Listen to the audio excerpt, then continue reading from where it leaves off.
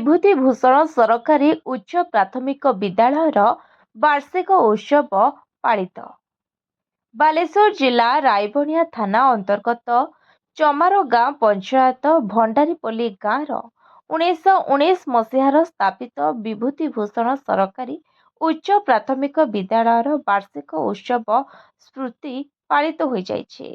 ସକାଳ 10 ଘଟିକାରେ ଆରମ୍ଭ ହୋଇଥିବା ଉତ୍ସବର ପ୍ରଥମ ଅଧିବେଶନରେ ମୁଖ୍ୟ ଅତିଥି ଭାବେ ଅତିରିକ୍ତ ଗୋଷ୍ଠୀ ଶିକ୍ଷାଧିକାରିଣୀ ଜ୍ୟୋତ୍ସ୍ନାରାଣୀ ପ୍ରଧାନ, ମୁଖ୍ୟ ବକ୍ତା ଅବସରପ୍ରାପ୍ତ ଶିକ୍ଷକ ଯୋଗେଶ ଚନ୍ଦ୍ର ରାଉଳ, ସମ୍ମାନିତ ଅତିଥି ଚାଫଲା ସିଆରସିସି ମାନସ କୁମାର ଦାସ, ବିଦ୍ୟାଳୟ ପରିଚାଳନା କମିଟିର ସଭାପତି ଦିନେଶ ଚନ୍ଦ୍ର ଦାସ ଯୋଗ ଦେଇଥିବା ବେଳେ ସନ୍ଧ୍ୟା 6ଟାରେ ଆରମ୍ଭ ଦ୍ୱିତୀୟ ଅଧିବେଶନରେ ମୁଖ୍ୟ ଅତିଥି ସିଆରସିସି ମାନସ କୁମାର ଦାସ, ମୁଖ୍ୟ ବକ୍ତା ଅଧ୍ୟାପକ କେଦାରନାଥ ମହାନ୍ତି ଏବଂ ସମ୍ମାନିତ ଅତିଥି ଭାବେ ଅବସରପ୍ରାପ୍ତ ସିଆରସିସି ବିଦ୍ୟାଧର ପାଢ଼ୀ ଓ ଶିକ୍ଷକ ବୃନ୍ଦାବନ ବେହେରା ଯୋଗ ଦେଇଥିଲେ।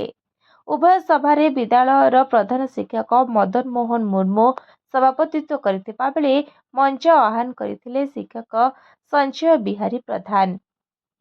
ଏହି ମଞ୍ଚରେ ଅବସରପ୍ରାପ୍ତ ସିଆରସିସି ବିଦ୍ୟାଧର ପାଢ଼ୀ, ସିଆରସିସି ମାନସ କୁମାର ଦାସଙ୍କୁ ବାଣୀପୁତ୍ର ସମ୍ମାନ ଓ ଅବସରପ୍ରାପ୍ତ ପ୍ରଧାନ ଶିକ୍ଷକ ବୃନ୍ଦାବନ ବେହେରାଙ୍କୁ ତାଙ୍କ ଲିଖିତ କବିତା ପୁସ୍ତକ ଗୀତ ଅର୍ଘ୍ୟ ପାଇଁ ଅଲିଭା ପ୍ରଦୀପ ସମ୍ମାନର ମାନପତ୍ର ଓ ପୁଷ୍ପଗୁଚ୍ଛ ଦେଇ ସମ୍ବର୍ଦ୍ଧିତ କରାଯାଇଥିଲା।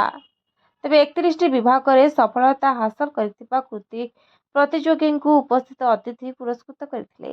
ବିଦ୍ୟାଳୟର ଅନ୍ୟ ଶିକ୍ଷକ ଶିକ୍ଷୟିତ୍ରୀ ଦେବଯାନୀ ଦାସ, ମନୋରମା କେରକେଟା, ପ୍ରିୟବ୍ରତ ଦାସ ସହଯୋଗ କରିଥିଲେ।